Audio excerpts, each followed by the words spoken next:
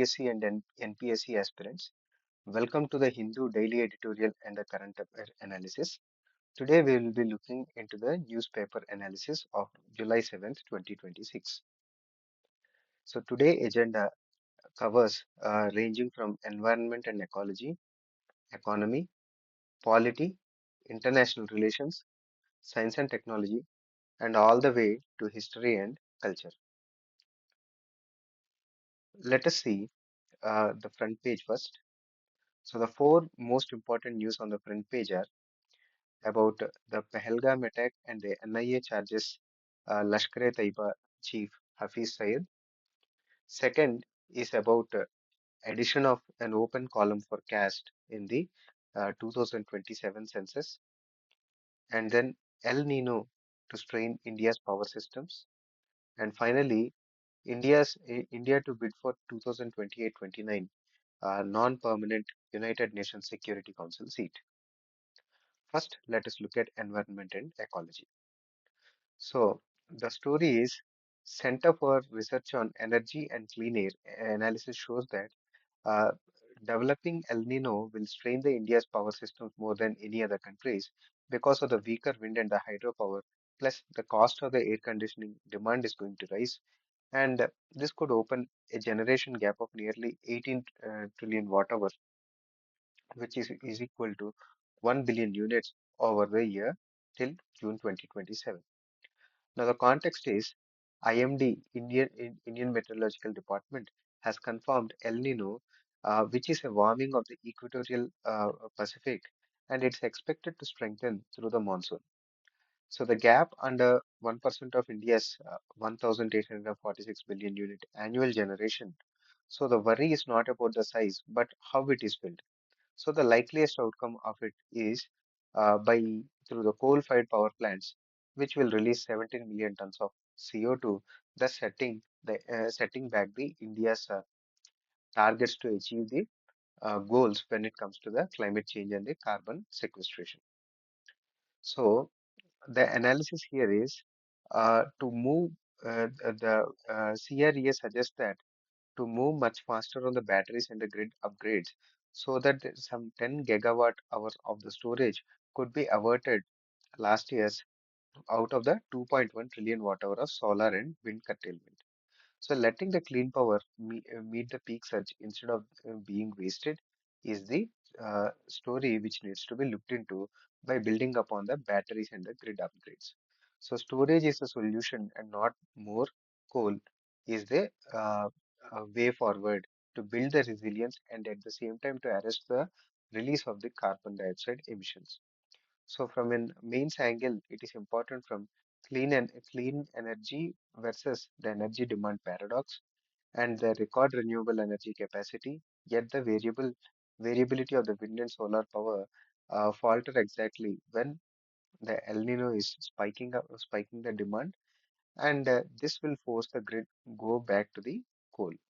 So this frames the energy transition which is necessary and our net zero target by 2070 and the energy security of India and the grid flexibility.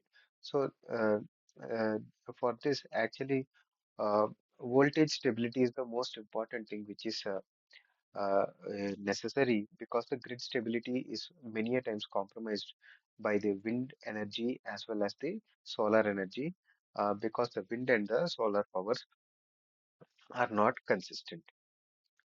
Next, the question is, will El Nino weaken the India's economy?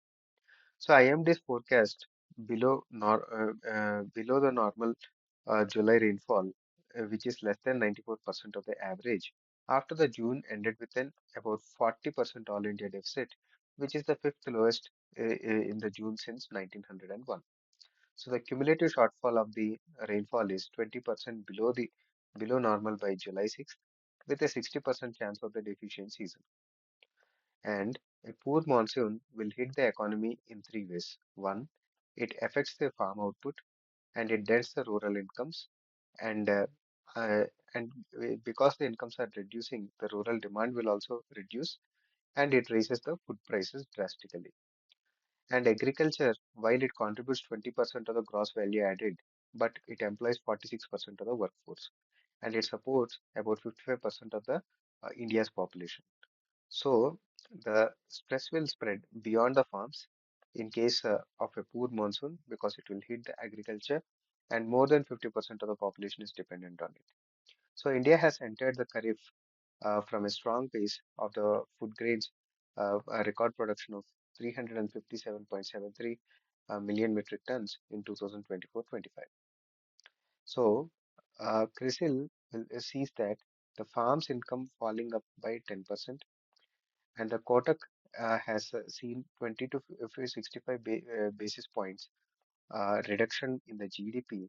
So, the way forward is to shift from the crop insurance to ex ante risk reduction through investment in micro irrigation or drip irrigation, and promoting the drought resistant high yielding crops, and go for the disaster preparedness, considering the effect of the El Nino on the farm outputs. So, the experts call India's disaster preparedness to be very poor, and from a mains angle, how the monsoon failure need not mean and need not lead to an high inflation, because in 2009 we have seen food inflation spike very much, but 2015 the food inflation stayed muted because of the proactive food management and the restrained minimum support price hikes and the reduction in the global commodity slump. So this frames inflation targeting on one hand and the minimum support price and the procurement of the food grains on the other, and the rural demand and the current account deficit all need to be seen together, and the impact of the monsoon on the Indian economy. Next, we look at the Mumbai's monsoon flooding. So, when we are having an active southwest monsoon delivered intense rain over the Konkan coast and the Mumbai. So, the Mumbai-Pune rail was suspended after the Borghat landslides, and the Mumbai-Pune Expressway and the Mumbai-Goa highways are closed, and the Chal collapsed in the Mankurud, which had killed 5 children. So, the context is in the Indian cities, the rainfall intensity matters more than the volume. So Mumbai absorbs moderate rains over the hours, but not several hundreds of in the short bursts. And high tides cut the drainage efficiency in a place like metropolitan areas like Mumbai. So, because Mumbai is built on reclaimed marshlands and the tidal flats, and it floods worst when the heavy rain meets the high tides. So, both the things culminating together are worsened by the haphazard urbanization, of which Mumbai is one of the classic case. So, it warns that the editorial warns that as the climate change and the urbanization are outpacing the infrastructure development, so waiting for the infrastructure capacity to catch up with the demand is a failing strategy. So, the way forward is to have a climate-proof drainage and restore the natural absorption capacity, as we need green spaces or the spaces which can absorb the water altogether rather than going for concretization of the urban areas altogether. And it is necessary to halt the hazardous construction and fix the uh, accountability which is split at present. So, from a mains perspective, this is considered as a man-made governance failure as much as a natural one. So, the incomplete works and the upgrades are built on outdated monsoon assumptions are overtaken by the climate change. So, the accountability is also fragmented at present. So, this frames urban flooding, the disaster management, and the climate adaptation all need to be seen in an integrated manner to ensure that the any design which is taken up uh, considers the impact of the climate change as well. Next, Tamil Nadu defends the CRZ node for Mamallan Reservoir project. So, the Tamil Nadu State Coastal Zone Regulation Management Authority has defended before the National Green Tribunal Southern Bench the CRZ clearance for the proposed Mamallan Reservoir in Chengalpattu. So, in the phase one, the reservoir is expected to uh, uh, provide water for 1,700.5 hectares or acres, and it is going to serve about 50,000 residents. So, the clearance was challenged by a petition And the authority argues that the project complies with the CRZ notification 2011, and it has cleared multiple technical reviews and is on inland floodplain Porambok land without reclaiming sea, estuary, or tidal waters. This meant this is meant to fix an recurring drinking water shortage in the southern Chennai metropolitan uh, area. So the fisher folks say they were never consulted and warn the brackish water ecosystem and the thousands of the inland marine fisher livelihoods are going to be at stake because of the Marmaland Reservoir project. And further, the flood risk fears from the by converting the tidal marshes to the freshwater reservoir is also necessary to be seen. So the way forward is to have a genuine consultation with all the affected stakeholders and have an independent ecological assessment before giving the clearance. So this is a classic development versus livelihood and ecological conflict case, where the water security for the growing metropolis on one hand against the coastal community and the ecosystem rights. So this frames the CRZ governance and the need for having the prior consultation or environmental impact assessment norms and the coastal ecology altogether. Also take into consideration what effect the Marmaland Reservoir project is going to have on the urban flooding scenario in case of cloudbursts. Let us look at the economy related news for today. So the story is that uh, the foreign portfolio inflows into the India's bond market have crossed a record 55,518 crore in June 2026, and this has more than offset the 49,340 crore equity outflows. That means this is going out and FPIs are coming in. So, what is the reason for this inflow? Two policy moves have triggered this. That is, in early June, the center has waived the long-term capital gains tax on the foreign bond investment, and the RBI has expanded the fully accessible route to 15-year, 30-year, and 40-year government securities and the sovereign green bonds. So, this inflows are 21,652 crores, were the highest since September 2024 launches. So these steps came when the net equity outflow and the depreciating rupee is happening. So to ease the situation, these two steps were taken. So the what we see is like there is easing in the Strait of Hormuz tensions and the Global Aggregate Bond Index inclusion and the better RBI sentiment. All these things are one of the reason, and this is a desperate attempt. The author says that this is a desperate attempt by the government at bringing in the foreign exchange. Let us look at polity, governance, and legislation. So, a Congress leader has revived the debate that the voting should be a fundamental right, and for 70 plus years, Supreme Court has held the right to vote to be only a statutory right and not a fundamental right. Yet, the court's own jurisprudence has constitutionalized much of the process when it comes to the elections. So, in the ADR case of 2002, the Supreme Court have said that the voters have a right to know, and in the PUCL case of 2003, the voters were given the freedom of informed choice and the right to reject all the candidates not in the Nota judgment of 2013 are all rooted in Article 19(1)(a), even as the Ponnuswamy and the Kuldeep Nair case still treat voting as uh, something which has been created by the statute. So, voting has been seen only as a statutory right. So, the author S.Y. Qureshi, who was former Chief Election Commissioner, argues that since democracy and the free and fair elections are the basic structures, and Article 26, 326 sources the entitlement to be a voter in the Constitution itself, the vote shouldn't remain as a constitutional orphan These kind of keywords are quite important from the mains perspective, while the parliament still regulates the qualifications and the rules.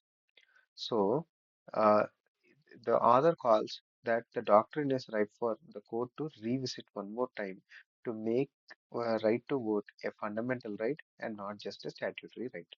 So the anomaly is while the voters have the right to know and the freedom to choose and the ballot secrecy, even the right to reject are all fundamental. Yet the act of voting is merely a statutory right. So it frames the fundamental rights, the electoral democracy, and the basic structures of the constitution. All considering all these things, the voting must ultimately translate into a fundamental right and not just be a uh, merely a statutory right as established in the Punduswamy case and the Kuldeep Nair case. Next, coming to the census 2027. So the rehearsal form for the census's second phase, which is the population enumeration, has begun in the 16 states and union territories, has an open column for the caste. So the officials call this as a pretest with the final methodology, which is going to be fixed by September, and the rehearsal ends on 20 July.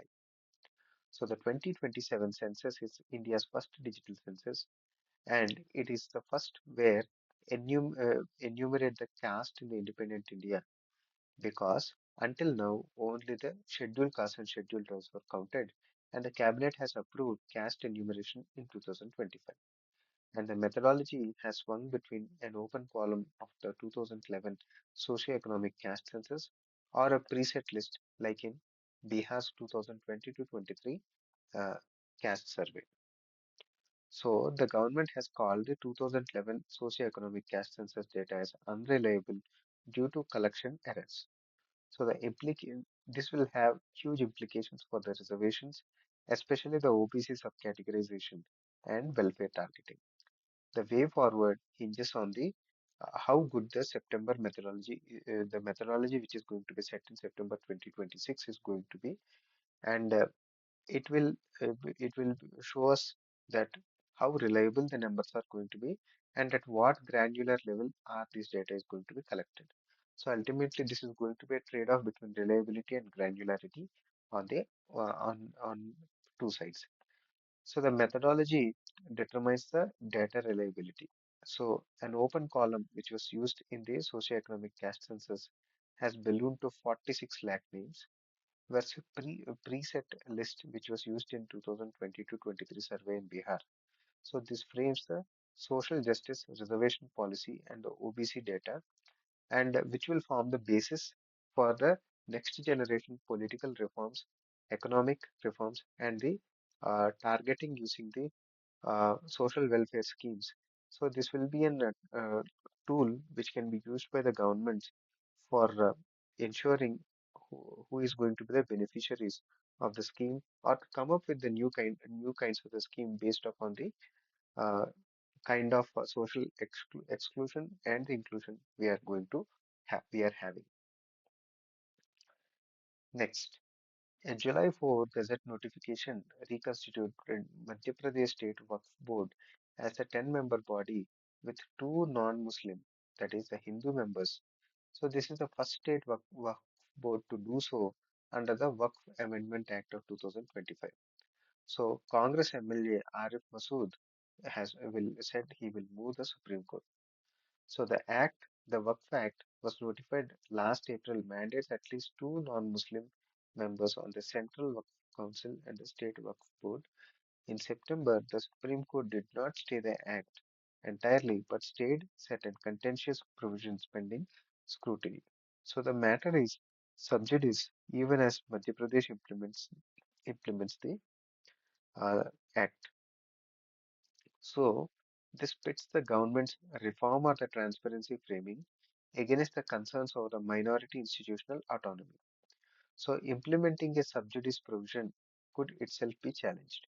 So the most plausible way forward would be to avoid the Supreme Court's verdict, so that the legislative reform of the religious endowment faces the constitutional limits.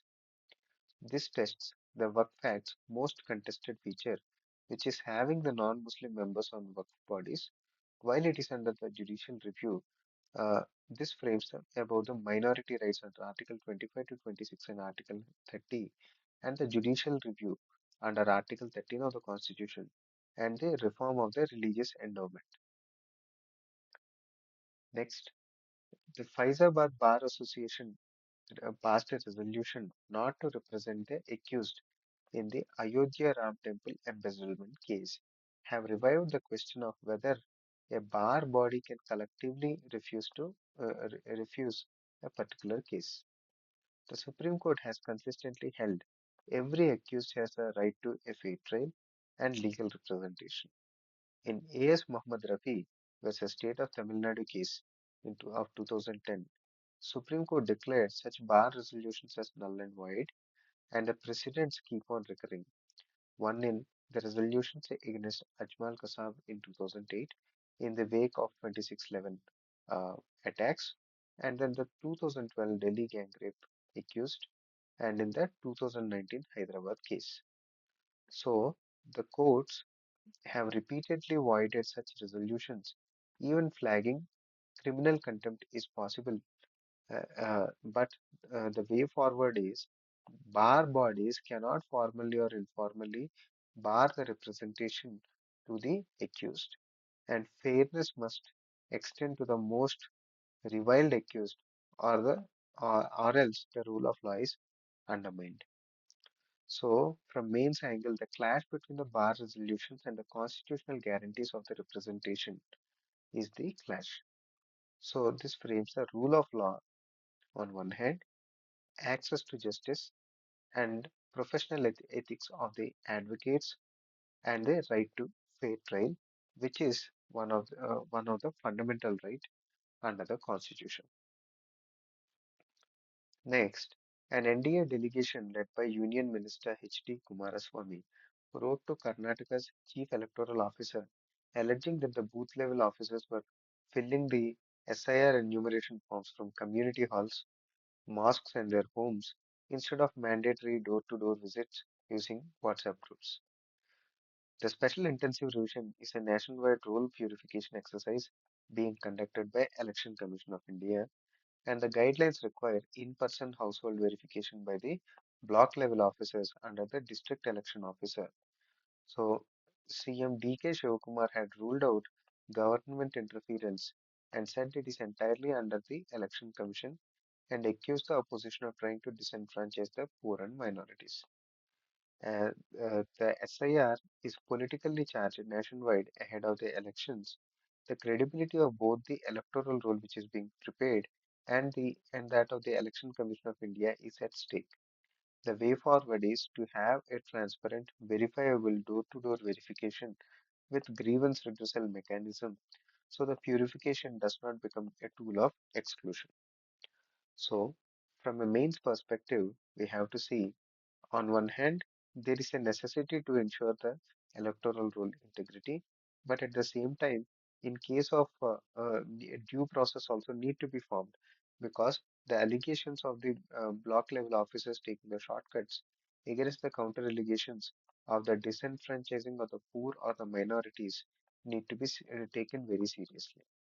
So the electoral rolls, uh, while their integrity must be maintained, election commission's independence and the impartiality should never come into the question. So, and then the inclusion and exclusion errors must follow an uh, uh, due process which is respectful of the principles laid down in the Maneka Gandhi case, that the procedure must be uh, just fair and reasonable. Next, Meghalaya's Chief Minister Conrad Sangma had urged Centre to reconsider the proposed changes to the Foreign Contribution Regulatory Act, warning this could adversely affect the Christian institutions in public services, as 75% of Meghalaya are Christians.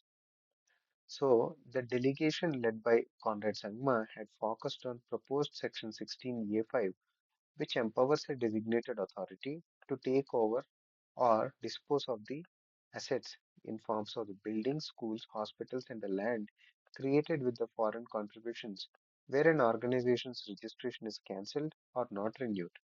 The delegation met the Union Home Minister. So the Section 16A5, so asset takeover power is the flashpoint because cancellation of the non-renewal could strand the community assets altogether. So the Chief Minister seeks a consultative approach to be followed, recognizing these institutions' contributions while addressing the regulatory concerns. The regulation must be calibrated to avoid the disrupting the public services. So, regulating foreign NGO funding is necessary for maintaining the transparency and national security. At the same time, it is also necessary to balance it by protecting the genuine faith-based or the charitable institutions that complement the government service delivery. So, this frames the center-state relations on one hand and the center-civil society relations on the other, and the rights of the minorities which are guaranteed for establishing institutions and administering the institutions uh, under the Constitution. Next, let us look at the international relations. India launches the campaign for 2028-29 non-permanent United Nations Security Council seat. So, starting from July 13, India will launch its official campaign for a non-permanent UN Security Council seat for 2028-29, and our External Affairs Minister S. Jaishankar is touring the Gulf, is leading it, and he will reach New York on January 10th for the ceremony. So the Asia Pacific seat is contested, and Tajikistan is the rival and has already secured 57 members OIC bloc, which is the Organization for Islamic Countries bloc backing it, and both are also uh, this one Shanghai Cooperation Organization members. And the next summit of the SCO is going to be held in Kyrgyzstan. India has support from Fiji, the US, Austria, and Sri Lanka, but faces heavy diplomatic lifting. It recently had postponed India Africa Forum Summit, citing Ebola virus. So the OIC backed rival and the India Africa Summit postponement expose the gap between the aspiration on one hand and the difficulties in the coalition building.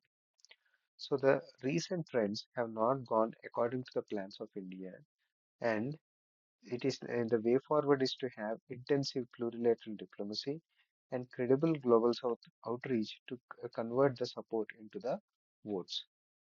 And India's bid amid its UNSC reform advocacy is very critical because India is asking for the reform of UNSC because the United Nations Security Council at present represents the post World War II uh, global leadership and does not reflect the uh, reality of 21st century where the uh, Asian countries, especially the global south, have come out of the post-colonial mold and are asserting their seat at the asserting the need for having a seat at the UN Security Council.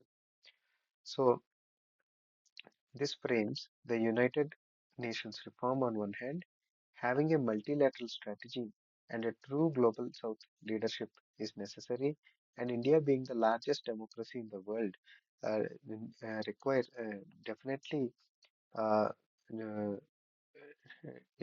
definitely needs a seat at the high table. At the same time, having India at the United Nations Security Council high table is also a symbol of showing that the global south is being represented by a responsible power. Prime Minister Modi has begun three-nation tour in Indonesia and then he will go on to Australia and New Zealand to strengthen India's Act East policy, the Mahasagar vision, and a free and open and inclusive Indo-Pacific. And this is going to be his first bilateral Indonesia visit since 2018 Comprehensive Strategic Partnership. So, Prime Minister will be visiting uh, Prambanan Temple, which is Indonesia's largest Hindu temple, and he will witness Wayang Kulit shadow puppetry of Ramayana So this will be important from Indian history, art and culture. And it could come as a question in the next year examinations. So this need to be seen very carefully. And then uh, highlighting the civilizational heritage between India and Indonesia. He then travels to Melbourne and then to Auckland, and then the Mahasagar is an evolution of the earlier Sagar vision. So this should be read against the China's assertiveness in the Pacific Ocean, especially in the context of the China's Pacific missile test the same day. So the trip is part of India's Indo-Pacific balancing. So it is necessary to convert this civilizational goodwill into the strategic partnerships into an concrete security and connectivity cooperation. So deepening of the Indo-Pacific outreach and the maritime security is necessary with the three key democracies, that is Indonesia, Australia, and New Zealand, and how important it is to blend the strategic objectives with the cultural diplomacy or the soft power, and how activist policy can be used for ensuring an free and open and inclusive Indo-Pacific, and how cultural diplomacy can be leveraged to achieve these objectives.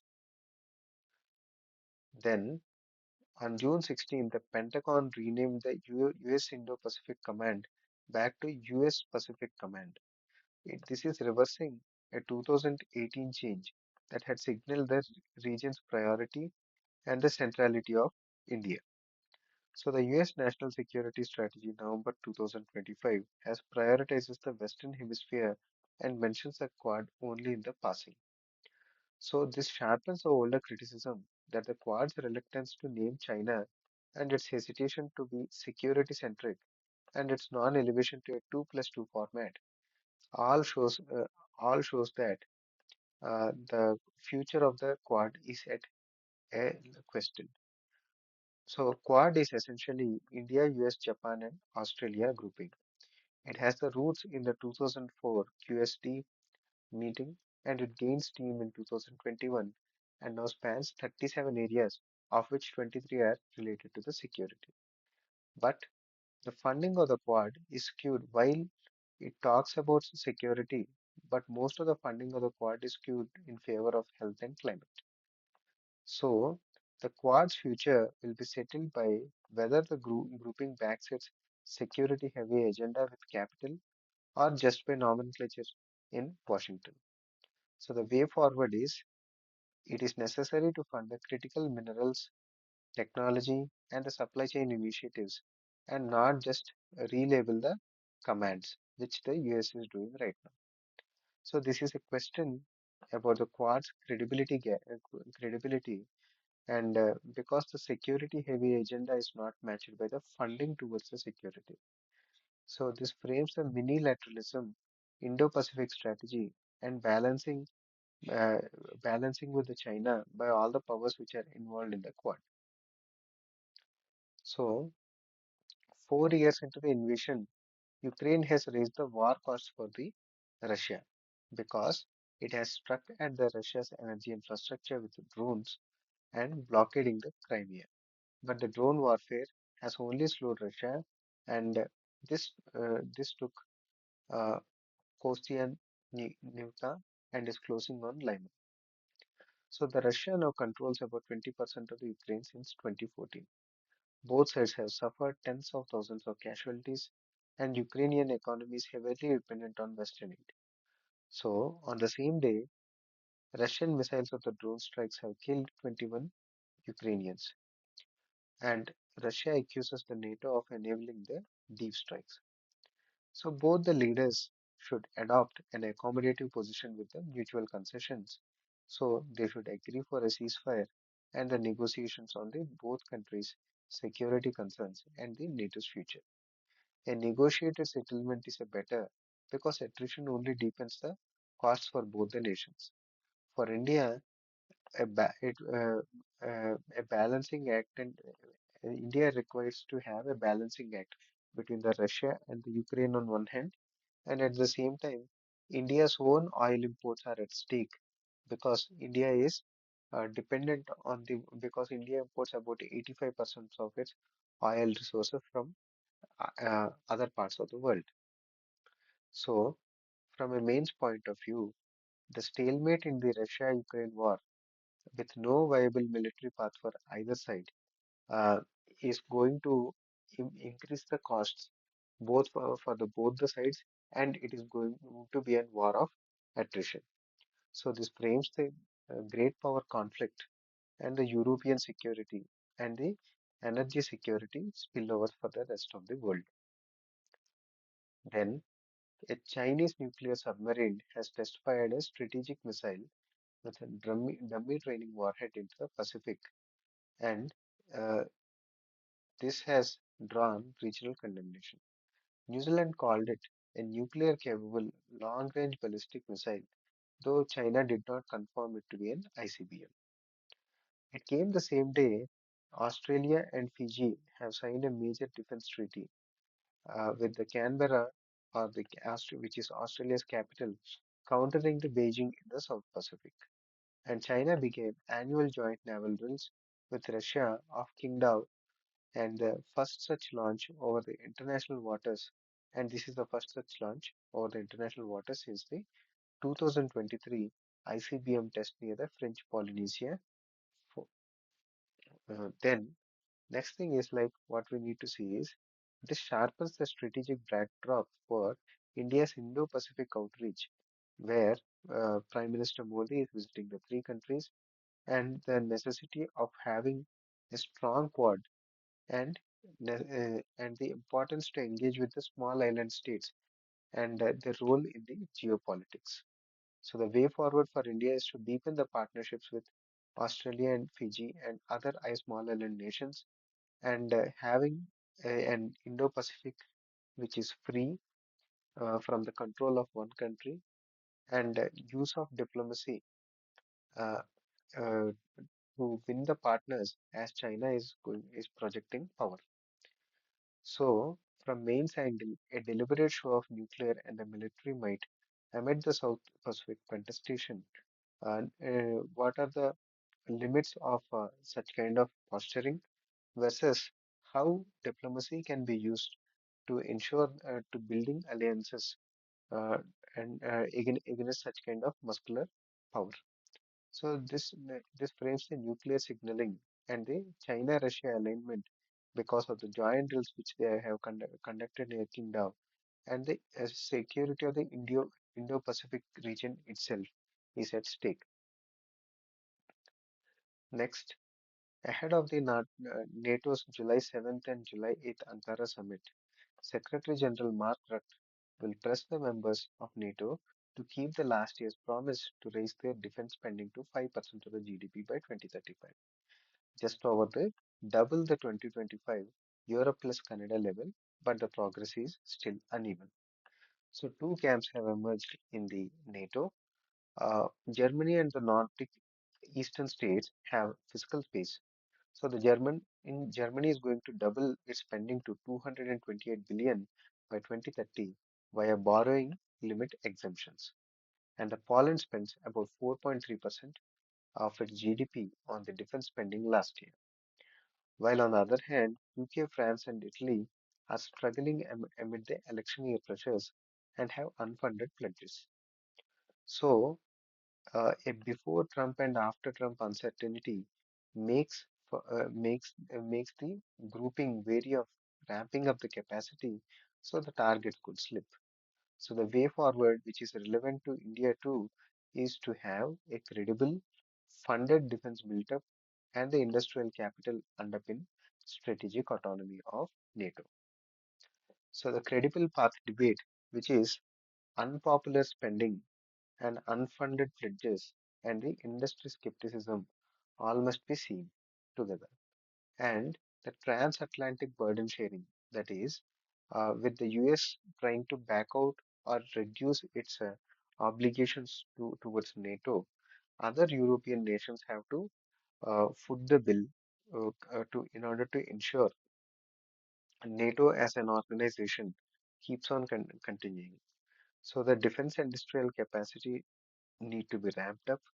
Otherwise, in the Russia-Ukraine war, the NATO will be on the losing side as it won't be able to provide for one of its partners. Next, India hosted the India AI Impact Summit 2026 in February this year, and this is for foregrounding the global south and the real world harms. And this is a departure from the Bletchley Seoul and the Paris summits that prioritize the catastrophic and the existential risks. But the momentum of the AI has shifted to raising AI capital and the domestic adoption, and India has repositioned as a middle power joining Pax Silica, which is the US dominated semiconductor supply chain and pro innovation regulatory approach, and at some cost to the strategic autonomy of India. And the global South solidarity is affected as India joins Pax Silicon. So the first of the two parts of the UN Global Dialogue on AI is underway in Geneva during the July 6th and July 7th. So what are the risks associated with this? That is, the risks are data labeling, mineral, land and water for data centers. So the value accruing to the big tech companies. So the way forward is use the Geneva Dialogue on AI to lead the global South norm making, especially when it comes to the data and compute standards and the regulatory capacity as a counterweight to the big tech companies, reasserting the strategic autonomy of the global South nations. So the main question is, will India be a mere consumer of the United States technology bearing disproportionate harms, or be a public purpose AI leader? So, AI governance, and while we are going to have a middle ground, on one hand, joining joining the groupings like Pax Silica, at the same time, we need to also assert the strategic autonomy of the India. So, this is important from a perspective of the digital sovereignty and having a global south strategy so that the poorer countries or the less developed countries are not going to be just consumers of the technology which is going to be produced by the rich countries in the north. Let us see about the Iran war aftermath. Vast crowds, authorities estimate millions, have gathered in the Tehran for the funeral procession of Iran's supreme leader, Ayatollah Ali Khamenei, who was killed on the first day of the West Asia War, that is on February 28th. So the processions continued to Qom, then Najaf and Karbala with the burial in Mashhad. So a preliminary deal to end the war was signed last month. French President Emmanuel Macron has visited Damascus. He is the first major Western leader since the rebels led by Ahmed al-Shara toppled Bashar al-Assad's government in 2024, and Israel is lobbying the US not to sell F-35s to Turkey. So the succession is uncertain in Iran, and a post-Assad Syria is re-entering the fold, and the US, Turkey, and Israel dynamics are shifting. So this is also relevant to India from a perspective of the energy security and large India's diaspora in the Gulf region and the connectivity of between India and the Central Asia through the Chabahar port. So an agile West Asian diplomacy is required amid the flux which the West Asia is going through. So a leadership and the regional order vacuum is sweeping West Asia right now, and the West Asian geopolitics, energy security, India diaspora, in, effect effect on the Indian diaspora, and what are the stakes when it comes to the connectivity between India and the Central Asia. All of these things are at stake. Let us look at science and technology. So, On May 1st, the US FDA had approved uh, vepdegestrant for ESR1 mutated and ER positive and HER2 negative advanced breast cancer.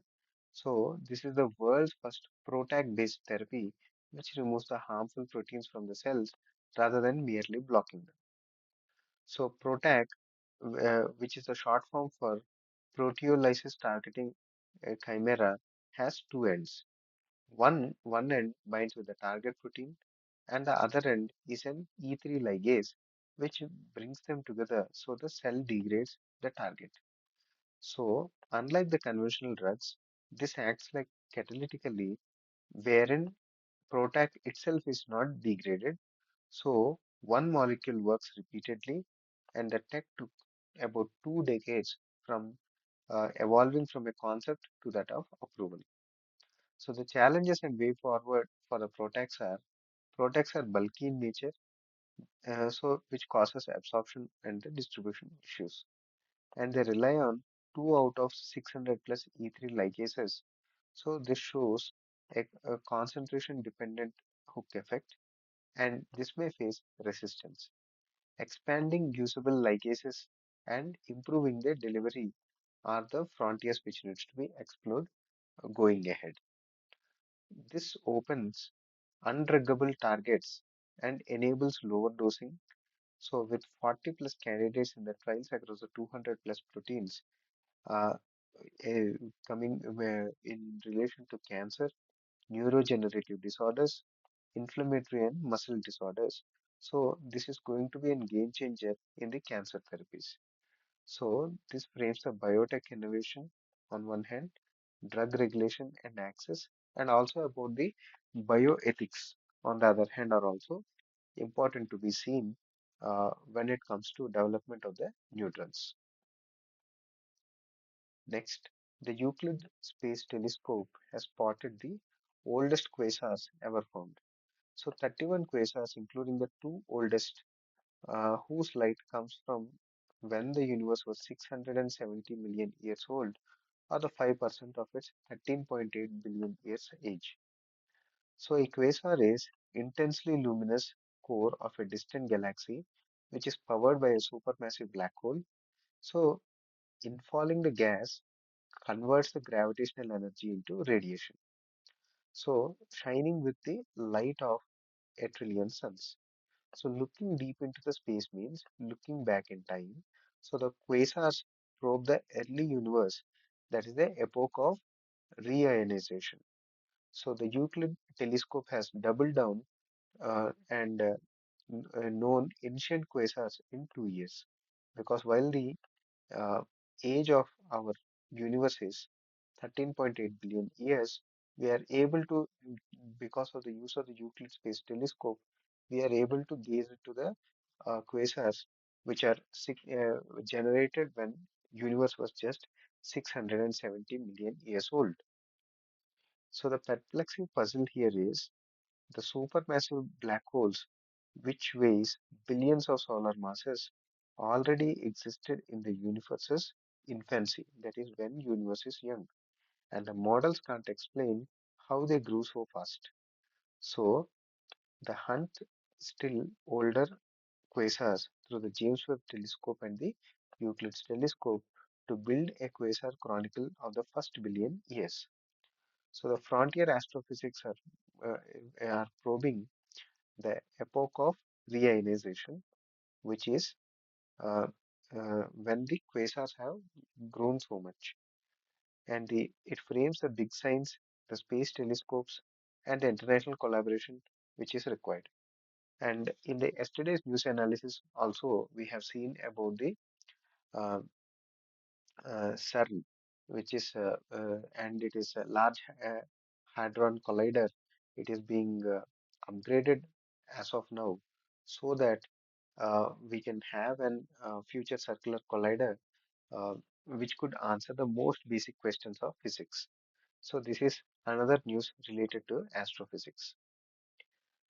Next, the Skyroot Aerospace had announced Vikram 1, which is India's first privately developed orbital class rocket, is expected to launch between July the 12th to August the 4th, and it will be carrying six payloads, including a diamond jewelry creation uh, and an 18K gold rocket with rice grain sized of sculptures of Raman, Sarabhai, and Kalam. Alongside these heritage payloads are the technology demonstration payloads like Graha Space, D-Cube, and Skyroot's Scope, and Embrace payload or Cosmos Earth Space, whose robotic arm stays attached to the payload deck.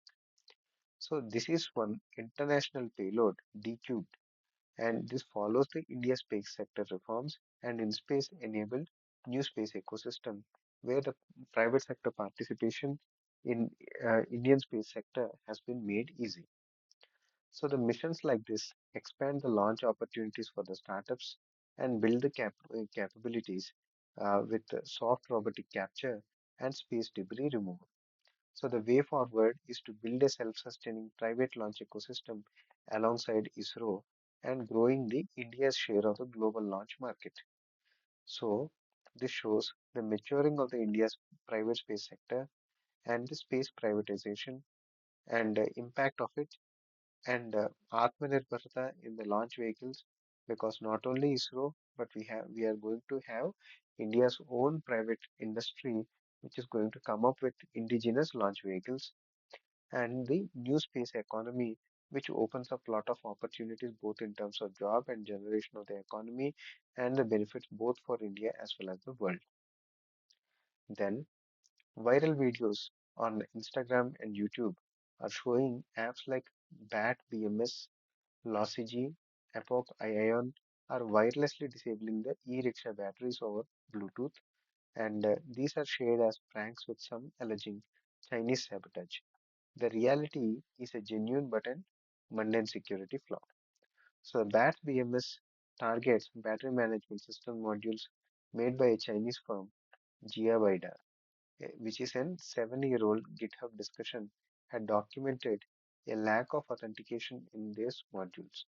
These are later exploited via misuse. Almost all the e-rickshaw components are imported from China.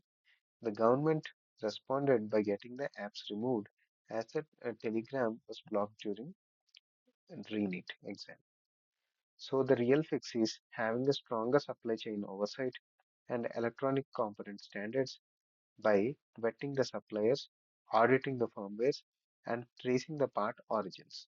So this requires mandating the electronic security standards for imported components and not having reactive app bans as we are doing now.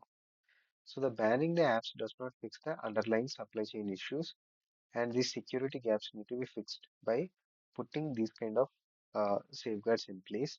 So supply chain resilience is very important, and cyber security standards need to be imposed, and we need to have a robust regulation mechanism and the import dependence upon the China when it comes to the battery technology. Then let us look at society and social justice. The Supreme Court has ruled that the right to walk safely on the footpaths is a fundamental right under Article 19(1)(d), which is freedom of movement, and under Article 21, which is right to life, giving the pedestrians a claim on the public pathways over automobiles. So, uh, how the essay reflects how walking from Buddha, Nanak, and Chaitanya to Gandhi's Dandi March is woven into India's political and the cultural life and rebuts an online view that pedestrians paying new road tax is a burden on the economy. So it draws on Baudelaire and Decreto on walking and modernity. So the poor and the pedestrians are not economic burdens.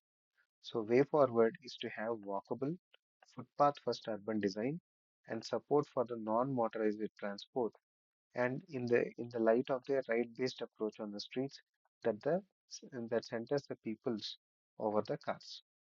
So reframe the pedestrian rights as uh, equity and dignity and quiet modernity and not just traffic management. And since right to walk safely has been made one of the fundamental recognized as one of the fundamental rights under Article 19(1)(d) and Article 21. Urban planning and the planning and design need to incorporate the needs of the pedestrians through the footpaths, and social equity is also necessary when it comes to mobility. Next, actors Revati and Padmapriya, who are the founding members of the women in the cinema collective of the Association of Malayalam Movie Artists, have resigned, citing patriarchy and power politics in the association. They said that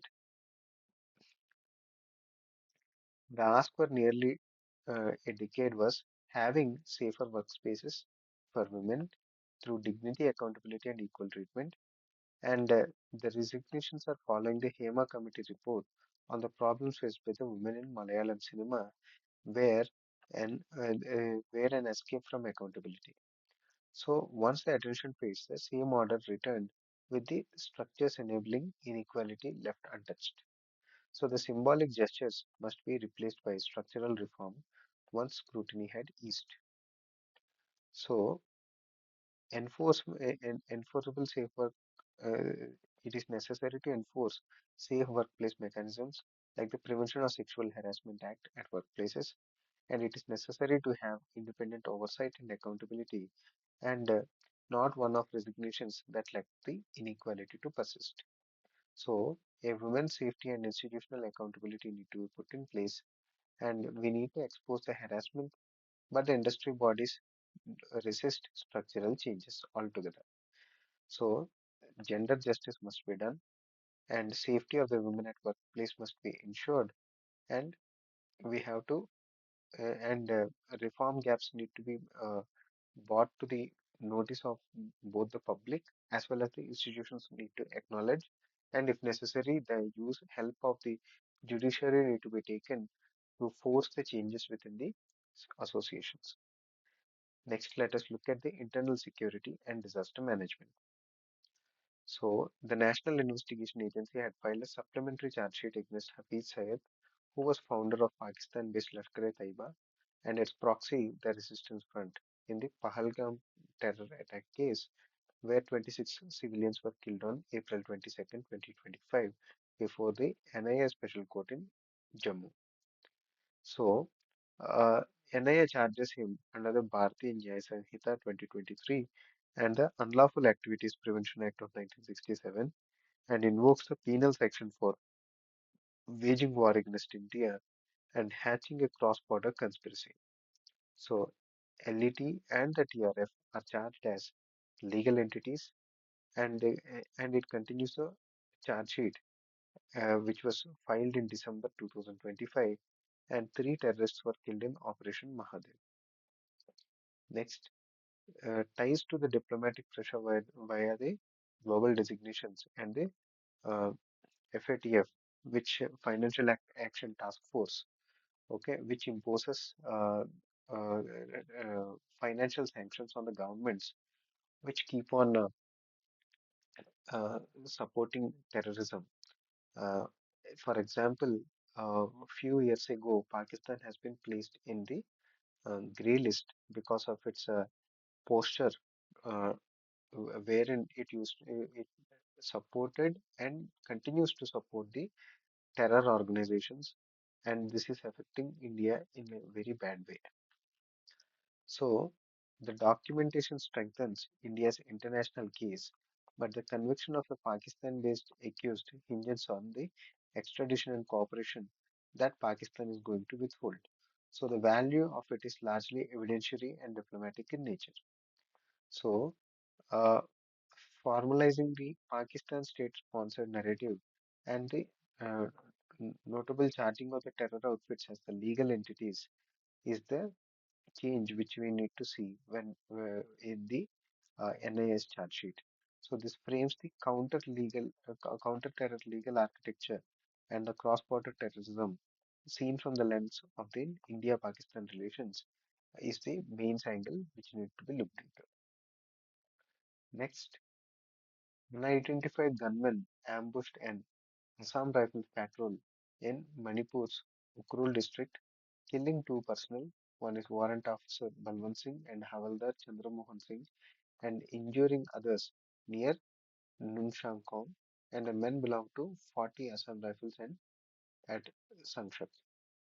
So some reports blame the eastern flank faction of the NSC and IM in a ceasefire since July 1997, but the NSCN's Information Ministry denied any such action and reaffirmed the ceasefire.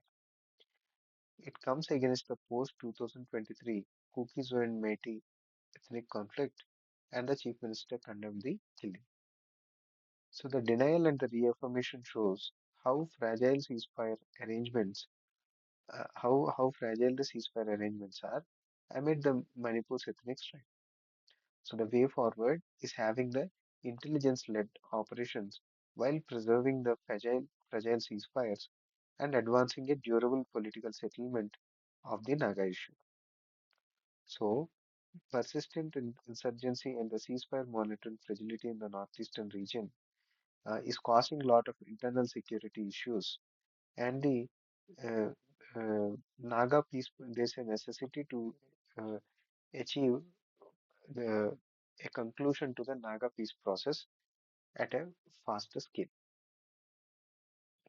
Finally, let us look at the history and culture.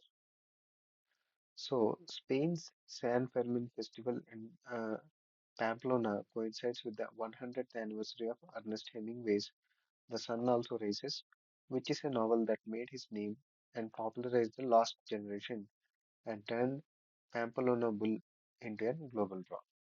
Separately, Prime Minister Modi's Indonesia visit spotlighted the shared civilization heritage and the Prambanan Temple, which is Indonesia's largest temple, and Wayang Kulit shadow puppetry, which retells the Ramayana.